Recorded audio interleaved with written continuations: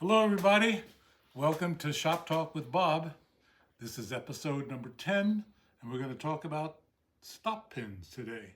Mainly I want to talk about the hidden stop pin or the contained stop pin. You do need, in order to make a stop pin within the blade or within the handle, you do need to have a milling machine and a rotary table. And you can use a relatively inexpensive rotary table like this one. I think this was like $35. I think they're like $89 now. You can get them on eBay or Home Depot, wherever. It works. It's not very accurate, but it will do the job. So you do need to have a milling machine and a rotary table, because an internal stop pin has to be in a track concentric with the center of the pivot pin. I'm going to show how that works. If you don't have a milling machine and don't want to get a rotary table, then I would recommend that you use the external stop pin, like we've used for many, many years, in the open and closed position. Now, the external stop pin does not work for a flipper, so if you are going to make a flipper, make sure you've got a milling machine. Check around your shop and see if there's actually a milling machine there. If there is, we can proceed.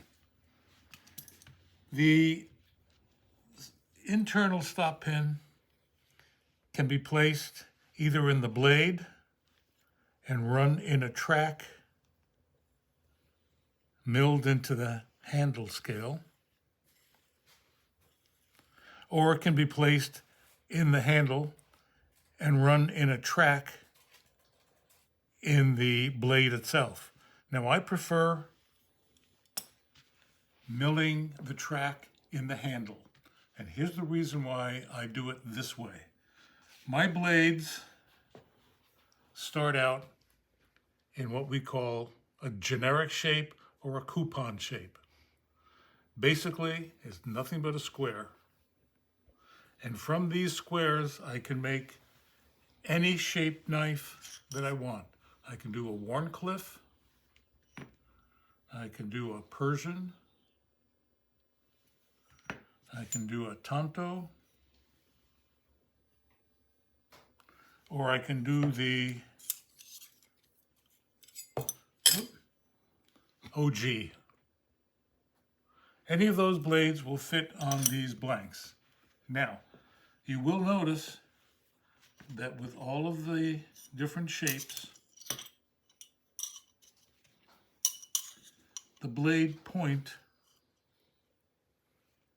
falls in a different position on the handle. Some of them will be higher on the handle, some of them will be lower. And this is how my handles start out, also a coupon. So I want to have the flexibility of being able to make all of these different shapes whenever I want. In order to do that, I have to have the stop pin set in a fixed position right by the pivot, because all of these blades are heat treated. They're all hardened, and I grind out whatever material I don't need in order to make the shape that I want.